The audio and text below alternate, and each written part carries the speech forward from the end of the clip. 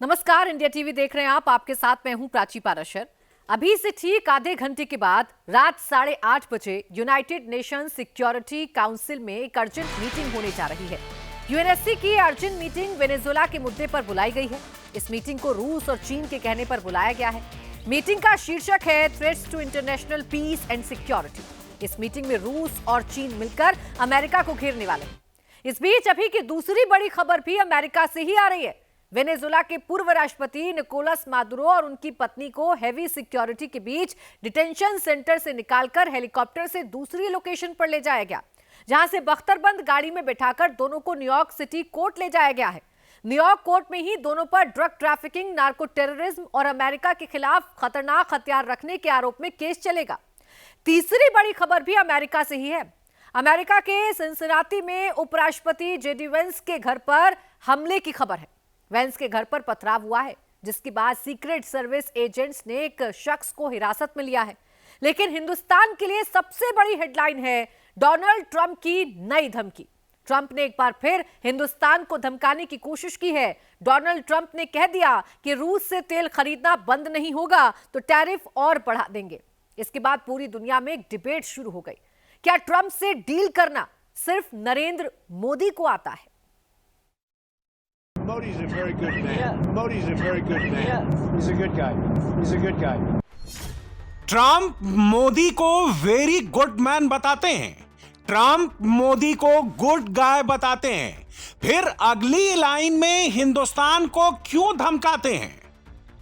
They do trade, and we can raise tariffs on them very quickly, and it would be very bad for them. Trump की मोदी की दोस्ती है, Trump की मोदी से दुश्मनी है, या फिर मामला कुछ और ही है? दरअसल ट्रंप को दिक्कत मोदी से नहीं, ट्रंप को प्रॉब्लम मोदी और पुतिन की दोस्ती से है।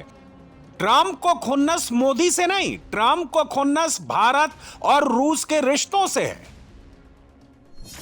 नरेंद्र मोदी ट्रंप की नीयत को काफी पहले ही भांप चुके हैं। तभी तो जो मोदी कल तक ट्रंप को माय डियर फ्रेंड और माय फ्रेंड कहकर पुकारते थे, अब वही मोदी ट्रंप को माय डियर फ्रेंड नहीं, सिर्फ प्रेसिडेंट ट्रंप कहकर संबोधित करते हैं। और ये आप नरेंद्र मोदी की इन 3 पोस्ट से साफ साफ समझ सकते हैं। ट्रंप पर मोदी का आखिरी पोस्ट 11 दिसंबर 2025 को आया था, और उस पोस्ट में भी मोदी ने अमेरिकी राष्ट्रपति को अपना दोस्त नहीं, सिर्फ प्रेसिडेंट ट्रंप कहकर संबोधित किया था। इसके बाद 16 दिसंबर 2025 को ट्रंप का आखिरी मैसेज आया, और उस मैसेज में ट्रंप ने मोदी को अमेरिका का ग्रेट फ्रेंड बताया। स्क्रीनशॉट आपके सामने है।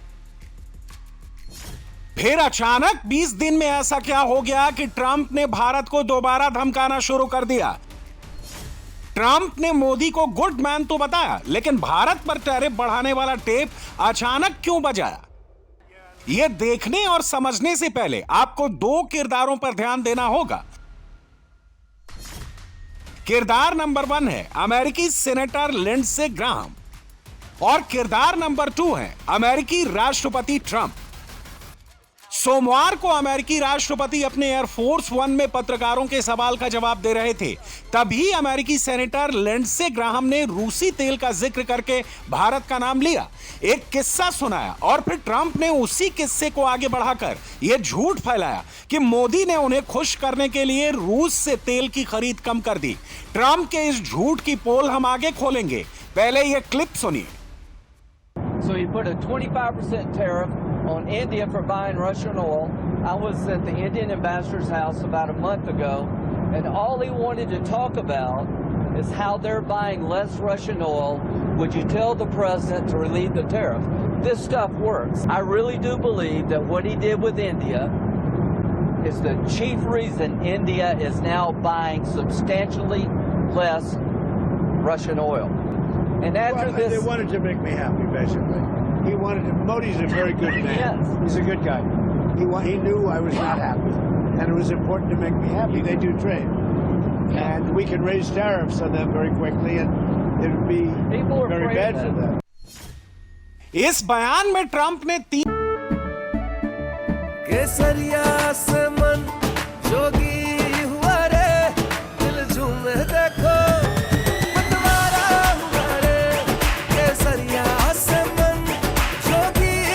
हर पल मनाओ केसरी त्योहार। विमल, बोलो जुबान केसरी। तीन झूठ बोले। पहला झूठ ये कि मोदी ट्रंप को खुश करना चाहते थे। दूसरा झूठ ये कि मोदी को मालूम था कि ट्रंप खुश नहीं है। और तीसरा झूठ ये कि मोदी को पता था कि ट्रंप को खुश करना जरूरी है। नरेंद्र मोदी पर ट्रंप के इस झूठ को पकड़ना कोई रॉकेट साइंस नहीं है। ट्रंप जो क्लेम कर रहे हैं कि अमेरिका के दबाव में हिंदुस्तान झुक गया, यह भी सरासर झूठ है। और यह आप 3 तस्वीरों से समझिए। 4 और 5 दिसंबर 2025 को पुतिन भारत के दौरे पर आए। 11 दिसंबर 2025 को मोदी ने ट्रंप पर किए अपने आखिरी पोस्ट में उन्हें अपना दोस्त नहीं, सिर्फ प्रेसिडेंट ट्रंप बताया। और इसके बाद मोदी और पुतिन की दोस्ती वाली तस्वीर देखकर 16 दिसंबर 2025 को ट्रंप ने मोदी को अमेरिका का सबसे ग्रेट फ्रेंड बता डाला। इसी से पता चलता है कि मोदी ट्रंप को खुश नहीं कर रहे, उल्टे ट्रंप मोदी को खुश करने के लिए तरह तरह के पैंतरे अपना रहे हैं। ट्रंप को लगा था कि वो प्रेशर बनाकर भारत को झुका देंगे और भारत रूस से तेल खरीदना बंद कर देगा या कम कर देगा। लेकिन फैक्ट यह है कि मोदी नेशनल इंटरेस्ट से कोई समझौता नहीं करते। और आप ये इन आंकड़ों से समझ सकते हैं। Ministry of commerce and industry के मुताबिक भारत ने नवंबर 2025 में रूस से 77 लाख टन तेल आयात किया। यह उस महीने भारत के कुल तेल आयात का 35.1% था, जो नवंबर 2024 की तुलना में लगभग 7% ज्यादा था और मई 2025 के बाद सबसे ज्यादा था। अमेरिका को मोदी सरकार का मैसेज लाउड एंड क्लियर है। हिंदुस्तान ना तो गन पॉइंट पर किसी दूसरे देश के साथ ट्रेड डील करता है और ना ही अपने राष्ट्रीय हितों से कोई समझौता करता है। ट्रंप ये बात जितनी जल्दी समझ जाएं उतना अच्छा होगा।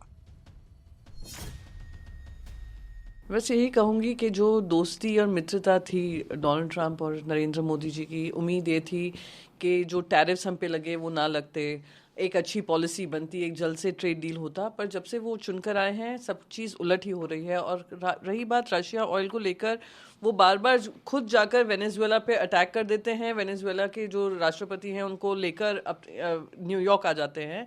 और हम लोग अगर अपने स्ट्रेटेजिक नीड के अनुसार हम ऑयल खरीद लेते हैं तो उसमें दिक्कत आती है, हम पे टैरिफ लगते हैं। मैंने तो बस एक चार्ट दिखाया जिसमें दिखाया है कि इंडिया जो तेल खरीद रहा है रशिया से, उसका नवंबर में आंकड़ा फिर से बढ़ गया है। तो दिखा रहा है कि सारे देश अपने अपने स्ट्रेटेजिक डिसीजंस के अनुसार काम करेंगे, ना कि किसी दबाव के। और यही जैसे डोनाल्ड ट्रंप जी ने अमेरिका को सेफगार्ड करने के लिए, अपने वेस्टर्न हेमिस्फीयर को सेफगार्ड करने के लिए उन्होंने वेनेजुएला पे काम किया, जो चिंताजनक स्थिति है। वैसे ही हम यहाँ पे किसी का सैंक्शनड ऑयल नहीं है, किसी तरीके की पाबंदी नहीं है। अगर वो खरीद रहे हैं हमारे देश की एनर्जी सिक्योरिटी के लिए तो उससे किसी को आपत्ति नहीं होनी। पिछले काफी दिनों से जब से वो टैरिफ बढ़ाया, हमारे देश की सरकार माननीय नरेंद्र मोदी जी ने बड़ी शालीनता से, बड़े कूल होकर इसको लिया और जिन देशों में व्यापार हमारा नहीं हो रहा था वहां व्यापार शुरू करा, एक नई खोज करी। और मुझे तो लगता है बयान कई बार ट्रंप साहब के आए हैं, कभी ऊपर कभी नीचे, कभी फेवर में कभी खिलाफ। तो आने वाले समय में सब सेटल हो जाएंगे। नरेंद्र मोदी ट्रंप की टैरिफ वाली गीदड़ भभकियों से भी निपट लेंगे, रूस के साथ तेल खरीदना भी जारी रखेंगे। लेकिन उनका क्या, जो देश के भीतर रहकर मोदी के खिलाफ बैटिंग कर रहे हैं।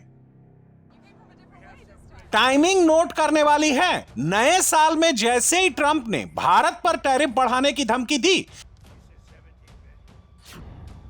हिंदुस्तान में राहुल गांधी की पार्टी एक्टिवेट हो गई और कांग्रेस ने वही 2025 वाले स्क्रिप्ट एक बार फिर घुमानी शुरू कर दी। इंडियन यूथ कांग्रेस के हैंडल पर, छत्तीसगढ़ यूथ कांग्रेस के हैंडल पर, जम्मू कश्मीर यूथ कांग्रेस के हैंडल पर, तेलंगाना यूथ कांग्रेस के हैंडल पर, कांग्रेस के नेताओं के हैंडल पर चारों तरफ सरेंडर मोदी कहने वाली टोली एक्टिव हो गई और सबने मोदी को कोसना शुरू कर दिया। यह पोस्टर याद कीजिए, 2025 में ऑपरेशन सिंदूर के बाद कांग्रेस ने इसी पोस्टर के जरिए मोदी पर निशाना लगाया था। अब यह पोस्टर दोबारा बाहर निकाला गया है। इस बार इसे ट्रंप की टैरिफ वाली धमकी से जोड़कर फैलाया गया है। यह प्रधानमंत्री मोदी पर एक तरह का सीरियल अटैक था, जिसकी शुरुआत ट्रंप के बयान के बाद सोमवार सुबह सुबह हो गई और भाषा ऐसी कि जैसे हम और आप बोल भी नहीं सकते। कांग्रेस पार्टी के ऑफिशियल हैंडल ने एक तरफ राहुल का वीडियो लगाया, दूसरी तरफ ट्रंप का वीडियो लगाया और मोदी पर टारगेटेड अटैक शुरू कर दिया।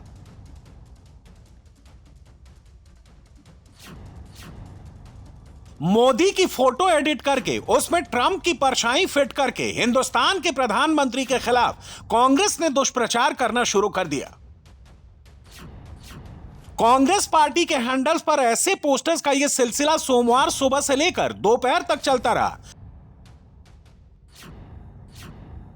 कांग्रेस के हैंडल्स पर क्या क्या लिखा गया यह भी पढ़िए। एक ने लिखा, ट्रंप के आगे मोदी फिर मौन। दूसरे ने लिखा, मोदी ट्रंप से इतना डरते क्यों हैं?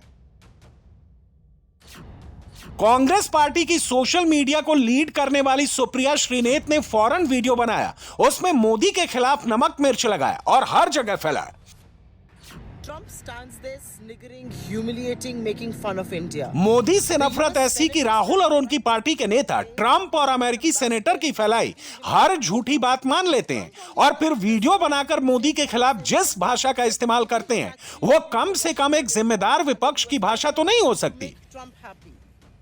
I mean, these brazen bullies are mocking my country.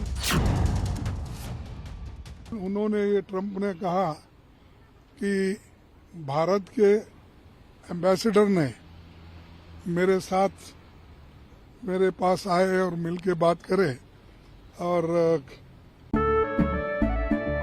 केसरिया से मन जोगी हुआ रे, दिल झूमे देखो मतवारा हुआ रे, केसरिया से मन जोगी हुआ। हर पल मनाओ केसरी त्योहार। विमल, बोलो जुबान केसरी।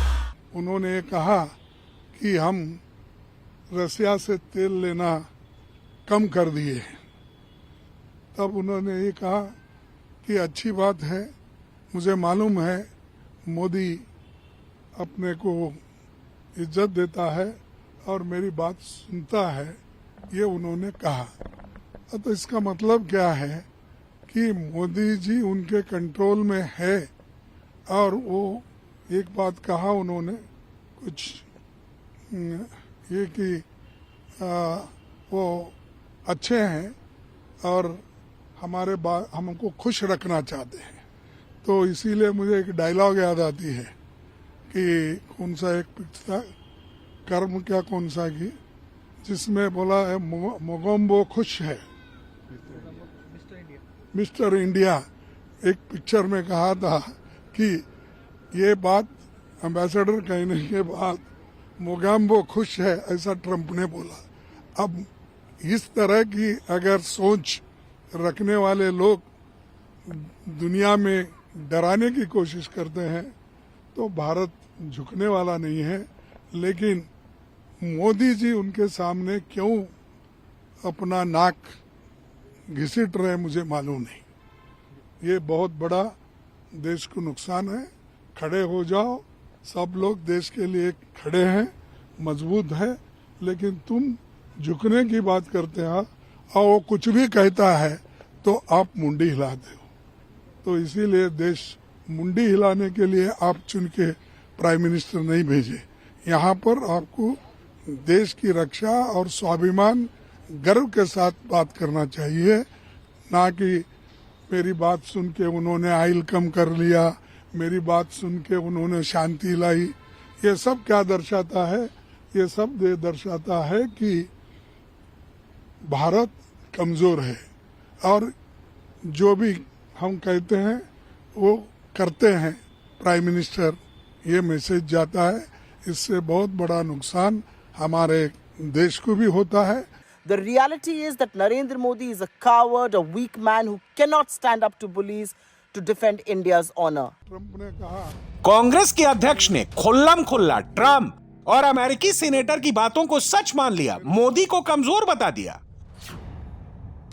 इसके अलावा सुप्रिया श्रीनेत ने कैमरे पर जो कहा उसमें 2 शब्द नोट करने वाले हैं, नंबर 1 वीक यानी कमजोर और नंबर 2 कोवर्ट यानी डरपोक। और सोशल मीडिया पर किए पोस्ट में सुप्रिया श्रीनेत ने एक और शब्द जोड़ा, वो शब्द है डिजास्टर यानी आपदा।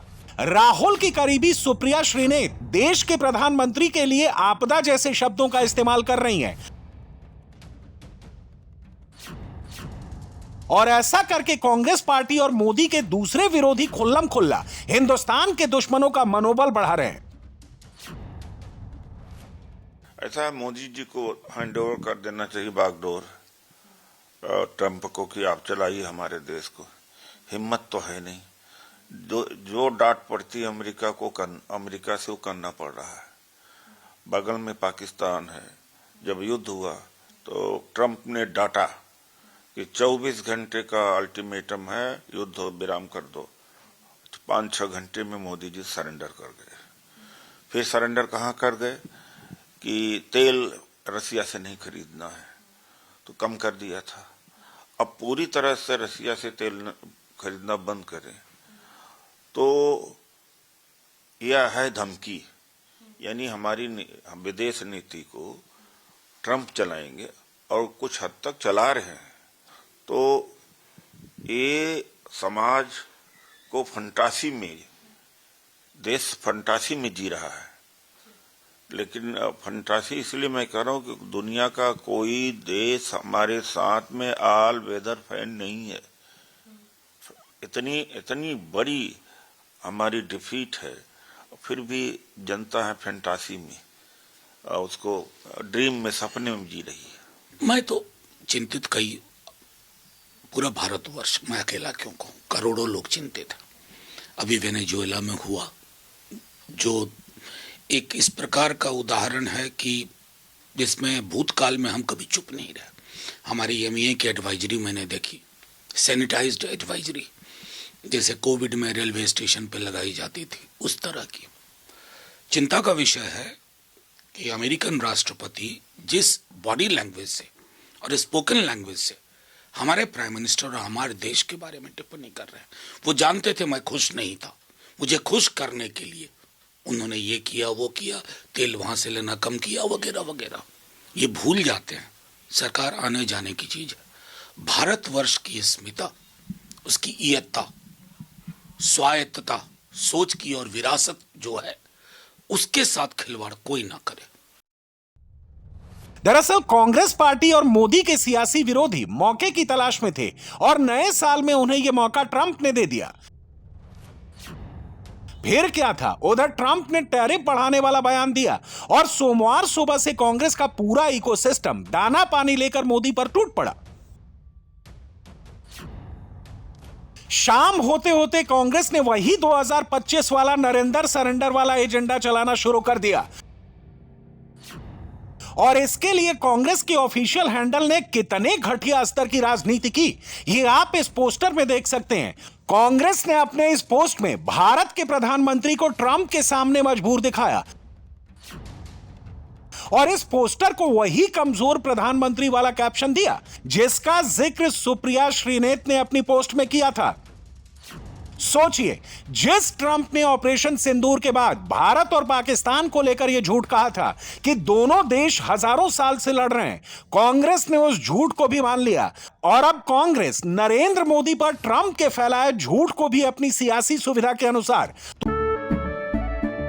केसरिया से मन जोगी हुआ रे, दिल झूमे देखो मतवारा हुआ रे, केसरिया से मन जोगी हुआ। हर पल मनाओ केसरी त्योहार, विमल बोलो जुबां केसरी। तोड़ मरोड़ कर परोस रही है। नए साल के पहले हफ्ते में भी मोदी के खिलाफ और ट्रंप के फेवर में बैटिंग कर रही है।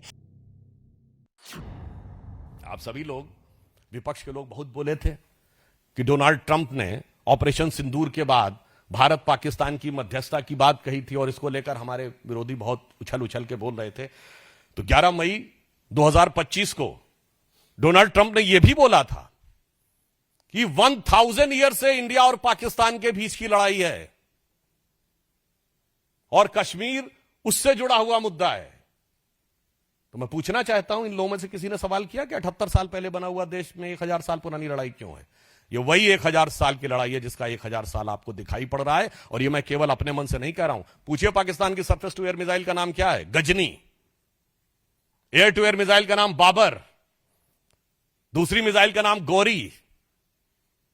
इसलिए जो इस देश में बैठकर मैकाले के मानस पुत्र और मार्क्स के मानस पुत्र, यानी जिनके दिमाग में एम फैक्टर बहुत घुस गया है, the Macaulay factor of 19th century and the Marxist factor of 20th century, और कुछ और भी आप लोग सोच रहे होंगे, तो आपकी बुद्धिमत्ता पे मुझे पूर्ण विश्वास है, तो उसका उत्तर भी एम फैक्टर ही है, यानी मोदी फैक्टर। आज जब पूरी दुनिया लड़ाई लड़ने में लगी हुई है, मैं देशों का नाम नहीं ले रहा हूं, सब एक दूसरे को के ऊपर आक्रमण करने और आधिपत्य में लगे हैं, उसमें यदि भारत का राइज हो रहा है तो इन मूल्यों को स्थापित करने के लिए हो रहा है, जो विध्वंस और हिंसा के खिलाफ होगा।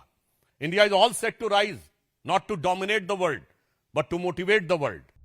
नरेंद्र मोदी ट्रंप की टैरिफ वाली नई गीदड़ भभकी पर कब और कैसा जवाब देंगे, यह तो आने वाले दिनों में पता चलेगा। और यह तय मानिए कि सरकार चुप नहीं बैठेगी, लेकिन यह भी तय मानिए कि ट्रंप के बहाने मोदी के सियासी दुश्मन अब हर रोज झूठ का एक नया तूफान खड़ा करेंगे। और इसकी शुरुआत हो चुकी है। साल 2026 में मोदी के खिलाफ राहुल की पार्टी ने प्रपंच और दुष्प्रचार वाला हमला कर दिया है, लेकिन यह हमला भी नाकाम साबित होगा। मोदी ट्रंप को भी जवाब देंगे और अपने सियासी दुश्मनों की जुबान भी बंद कर देंगे। मादुरो के बाद अगला नंबर किसका है? डेल्टा फोर्स के कमांडो को अगला टारगेट कौन सा दिया गया है? आज की रात अमेरिका की स्पेशल फोर्स कहां पर धावा बोल सकती है? Mexico, Colombia, Cuba, Greenland, Trump की डायरी में सबसे ऊपर किसका नाम है? क्या ट्रंप पूरे वेस्टर्न हेमिस्फीयर पर कब्जा करना चाहते हैं? क्या ट्रंप सरप्राइज करेंगे और मिडिल ईस्ट में नया मोर्चा खोलेंगे? क्या खामेनेई को मॉस्को भागने का मौका ट्रंप देंगे? पूरी डिटेल इस रिपोर्ट में समझिए। ट्रंप को आधा गोला चाहिए, वरना वो सब फूंक देंगे।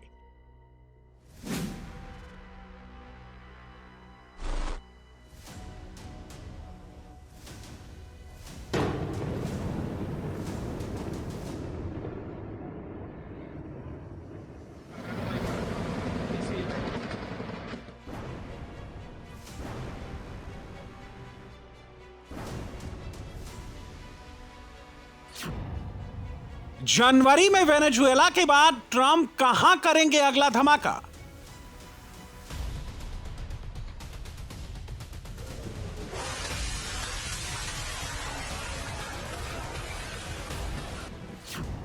खामेनेई को ट्रंप उड़ाएंगे या नेतन्याहू बंकर बम से उड़ाएंगे?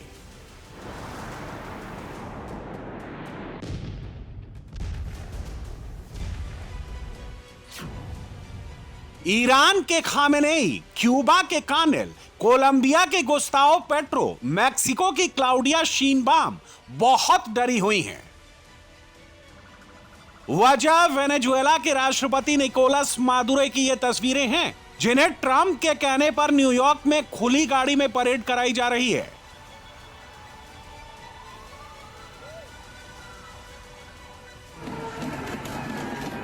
ट्रंप और नेतन्याहू के डर से खामेनेई अब तेहरान का बंकर छोड़कर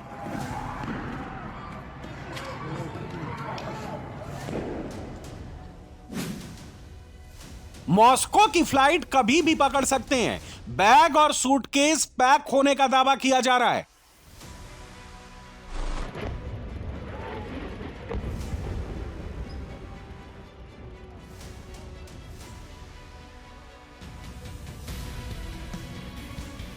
ट्रंप का जनवरी वाला कैलेंडर तैयार है। कहां बम मारना है, कहां मिसाइल चटकानी है, सब नोट किया जा चुका है। हथियार लोड किए जा चुके हैं। किसे आसमान से उड़ाना है, किसे समंदर से तबाह करना है, सब फिक्स हो चुका है। वेनेजुएला को निपटाने के बाद ट्रंप के टारगेट पर ग्रीनलैंड, कोलंबिया, क्यूबा, मैक्सिको और ईरान है। कहां डायरेक्ट अटैक होगा और कहां इनडायरेक्ट बारूद बरसाया जाएगा, यह सब तय हो चुका है। ट्रंप अभी 3 साल 15 दिन और राष्ट्रपति रहेंगे। 20 जनवरी 2029 उनका अमेरिका के राष्ट्रपति के तौर पर आखिरी दिन है।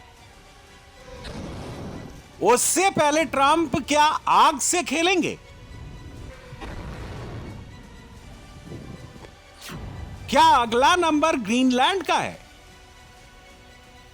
क्या ट्रंप के वेस्टर्न हेमिस्फीयर पर कब्जे की सनक का पहला शिकार ग्रीनलैंड होने जा रहा है? ट्रंप क्यों बार बार ग्रीनलैंड का नाम लेते हैं? ट्रंप क्यों वेस्टर्न हेमिस्फीयर पर अमेरिका की दादागिरी चलाना चाहते हैं? Western hemisphere north America, south America, Atlantic महासागर, प्रशांत महासागर और आधे अंटार्कटिका तक फैला हुआ है। इसमें यूरोप और अफ्रीका का भी कुछ हिस्सा आता है। सभी कैरेबियन देश इस हिस्से में आते हैं।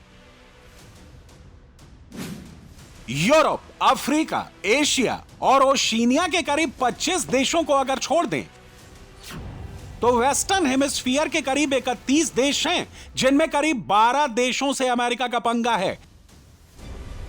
बचे हुए 3 साल के कार्यकाल में ट्रंप पंगे खत्म करने के नाम पर तबाही मचाने का इरादा बार बार जाहिर कर रहे हैं।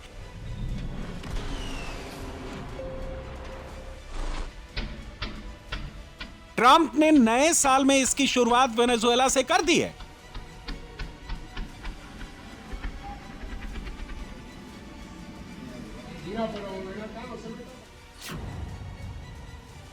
अमेरिका का मैक्सिको से बॉर्डर और इलीगल माइग्रेशन का विवाद है। कोलंबिया से ड्रग्स तस्करी को लेकर झगड़ा है। बोलीविया से ड्रग्स तस्करी को लेकर झगड़ा चल रहा है। ब्राजील और कनाडा से ट्रेड टैरिफ विवाद है। क्यूबा से सदियों पुरानी दुश्मनी है। वेनेजुएला पर हमले के बाद तल्खी और बढ़ गई है। वेस्टर्न हेमिस्फीयर में ग्रीनलैंड डेनमार्क की राजशाही के अधीन है। ट्रंप का यहां से कोई पंगा नहीं है। अमेरिका से कोई झगड़ा नहीं है। डेनमार्क, ग्रीनलैंड दोनों ही अमेरिका के वफादार देशों के गुट में है। फिर भी ट्रंप की सनक ग्रीनलैंड पर कब्जा करने की भी है।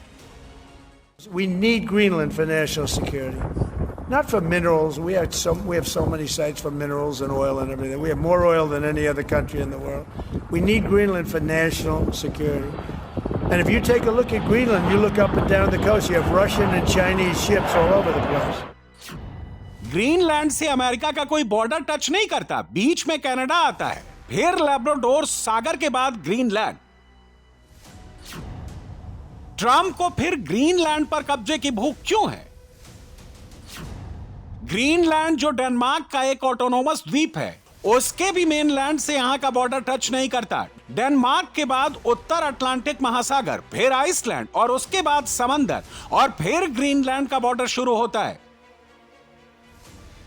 ग्रीनलैंड में पहले से अमेरिका का बड़ा मिलिट्री बेस है। नॉर्थ अमेरिका में इससे बड़ा कोई दूसरा बेस नहीं है। इसे पिटुफिक मिलिट्री बेस कहा जाता है। अमेरिका यहां से मिसाइल, स्पेस निगरानी और डीप वाटर में पनडुब्बियों की मॉनिटरिंग करता है। फिर ट्रंप क्यों ग्रीनलैंड पर इतने ग्रीडी हो रहे हैं? ज्यादातर समय बर्फ से ढके रहने वाले ग्रीनलैंड का सामरिक और आर्थिक महत्व बहुत ज्यादा है।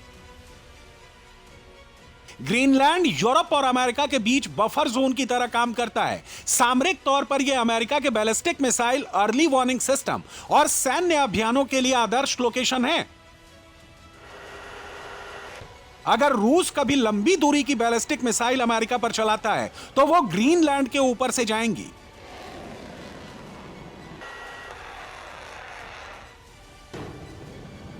अगर ग्रीनलैंड पर अमेरिका का कब्जा होगा तो अमेरिका उसे ग्रीनलैंड तक आने से पहले ही रोक सकता है। अमेरिका के मेनलैंड वॉशिंगटन, न्यूयॉर्क, फ्लोरिडा जैसे शहरों तक रूसी मिसाइलें नहीं पहुंच पाएंगी। अगर ग्रीनलैंड अमेरिका के कब्जे में होगा तो इसे अमेरिका पर हमला माना जाएगा। ग्रीनलैंड पर कब्जे के पीछे ट्रंप का एक और बहाना है। वहां समंदर में रूस और चीन के शिप की संख्या बेहिसाब बढ़ रही है, जिससे अमेरिका की सुरक्षा को खतरा पैदा हो रहा है।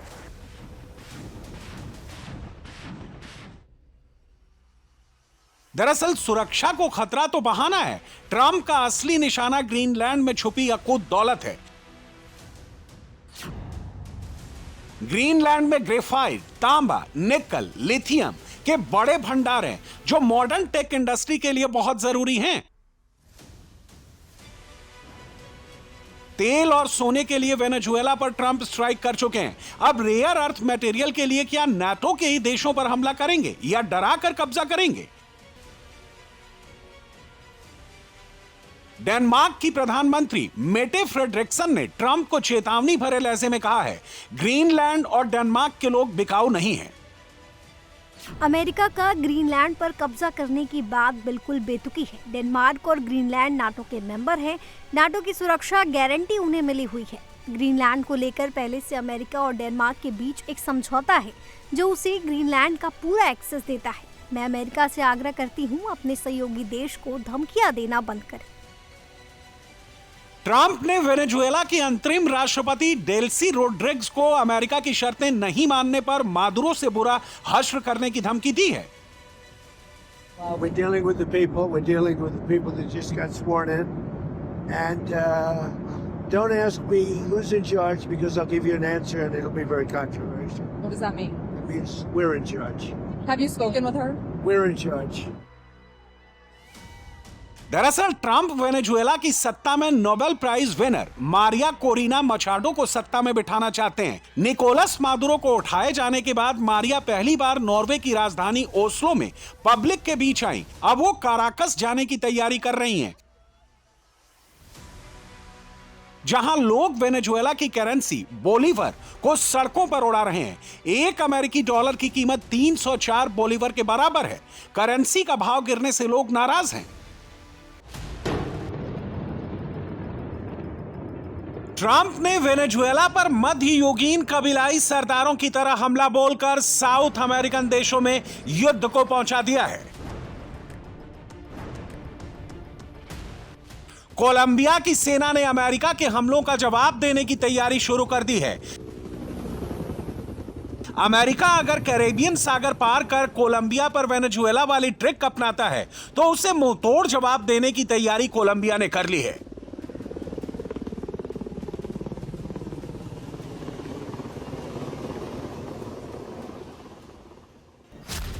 ट्रंप ने मादुरो की तरह कोलंबिया के राष्ट्रपति गुस्ताओ पेट्रो पर भी ड्रग्स ट्रैफिकिंग के आरोप लगाए हैं। ट्रंप ने कहा है कि मादुरो की तरह पेट्रो के खिलाफ भी मिलिट्री एक्शन कर सकते हैं। ट्रंप सरकार ने मैक्सिको की सरकार पर भी ड्रग्स ट्रैफिकिंग के आरोप लगाए हैं। आरोप है कि इन देशों से फेंटानिल और कोकीन अमेरिका भेजी जा रही है। बड़बोले ट्रंप ने कोलंबिया के राष्ट्रपति गुस्ताओ पेट्रो को जहनी तौर पर बीमार शख्स कहा है। कोलंबिया भी बेहद बीमार है। उस देश को एक दिमागी तौर पर बीमार शख्स चला रहा है। उनको कोकीन बनाकर अमेरिका में बेचना बहुत पसंद है और मैं आपको बता देना चाहता हूं कि वो बहुत दिनों तक ये काम नहीं कर पाएंगे। इस बात का क्या मतलब है कि वो बहुत दिनों तक ये सब नहीं कर पाएंगे? वो बहुत दिनों तक ये कोकीन का धंधा नहीं चला पाएंगे। उनके देश में कोकीन मिले और कोकीन के कारखाने हैं, वो ये सब बहुत दिनों तक नहीं चला पाएंगे। आपने कहा कि वो बहुत दिनों तक इसे नहीं चला पाएंगे, तो क्या अमेरिका वहाँ भी दखल देगा? मुझे तो ये विचार अच्छा लग रहा है। जानते हैं क्यों? क्योंकि उन्होंने बहुत सारे लोगों को मारा है। ट्रंप के आरोपों से कोलंबिया के राष्ट्रपति गुस्ताओ पेट्रो बेहद आग बबूला है। पेट्रो ने कहा ना तो नार्को है, ना ही उन्होंने धन चोरी कर अकूत संपत्ति बनाई है। संपत्ति के नाम पर उनके पास सिर्फ एक घर है जिसकी किस्त वो अपनी सैलरी से देते हैं। उन्होंने अपने बैंक स्टेटमेंट भी सार्वजनिक कर दिए हैं। पेट्रो पुराने गुरिल्ला फाइटर हैं। 1989 की पीस पैक्ट के बाद उन्होंने हथियार नहीं उठाए। अगर मातृभूमि के रक्षा के लिए हथियार उठाने पड़े तो दोबारा उठाएंगे। कोलंबिया पर किसी भी तरह का हमला या मिलिट्री ऑपरेशन ट्रंप को बहुत भारी पड़ेगा।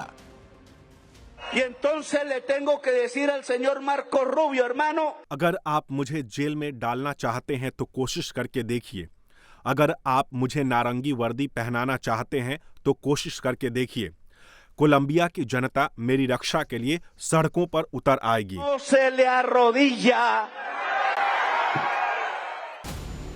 ट्रंप जिन्हें धमका रहे हैं वो क्या वाकई में अमेरिका के लिए खतरा है? मैक्सिको का बॉर्डर अमेरिका से सटा हुआ है। कोलंबिया अमेरिका के बीच में बहुत बड़ा समंदर है। क्यूबा का भी बॉर्डर अमेरिका से नहीं सटता, बीच में समंदर है। अमेरिका का एक द्वीप प्यूर्टो रिको क्यूबा के बिल्कुल करीब है। फ्लोरिडा में ट्रंप का मारे लागो रिसोर्ट क्यूबा के सबसे करीब है। क्यूबा रूस का करीबी है, भरोसेमंद है। वेनेजुएला पर हमले में क्यूबा के 32 सैनिक मारे गए हैं जो निकोलस मादुरो की सुरक्षा में तैनात थे।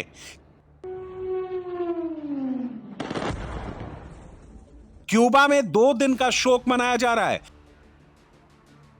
वेनेजुएला पर ट्रंप ने अमेरिका का तेल चुराने का आरोप लगाया था। क्यूबा पर ट्रंप ने वेनेजुएला का तेल चुराने का आरोप लगाया है। वेनेजुएला में अपने सैनिकों के मारे जाने से खफा क्यूबा ने खून का बदला खून से लेने की धमकी दी है। साम्राज्यवाद नहीं, यह न तो आपका बैकयार्ड है और ना ही कोई विवादित क्षेत्र। हम न तो पुराने और ना ही अप्रचलित राजाओं या सम्राटों को स्वीकार करते हैं और न ही मान्यता देते हैं। वेनेजुएला और निश्चित रूप से क्यूबा के लिए भी हम आपका खून बहाने को तैयार हैं, यहाँ तक कि अपनी जान भी दे सकते हैं, लेकिन हम इसकी भारी कीमत चुकाएंगे। ये आधे अधूरे उपायों का समय नहीं है। ये फांसीवाद और साम्राज्यवादी बर्बरता के खिलाफ अपना रुख स्पष्ट करने और खुलकर बोलने का समय है। ईरान में प्रदर्शनकारियों पर खामेनेई की पुलिस गोलियां बरसा रही है। प्रदर्शनकारियों पर पेट्रोल डालकर आग लगाई जा रही है।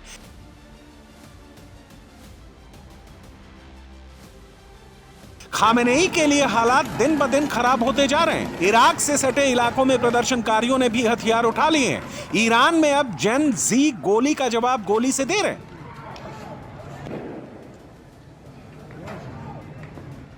ईरान में अस्पताल के अंदर घायल प्रदर्शनकारियों पर खामेनेई की फोर्स ने गोलियां चलाकर ट्रंप का मूड खराब कर दिया है।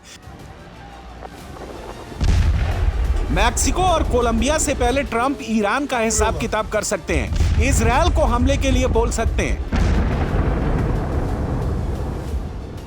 खामेनेई को भी पता लग गया है कि जन आक्रोश को कुचलने की आड़ में उन पर युद्ध कभी भी थोपा जा सकता है। इसलिए खामेनेई ने मॉस्को में सेफ हाउस तलाश लिया है। सीरिया के बशर की तरह वो भी रूस में पनाह ले सकते हैं।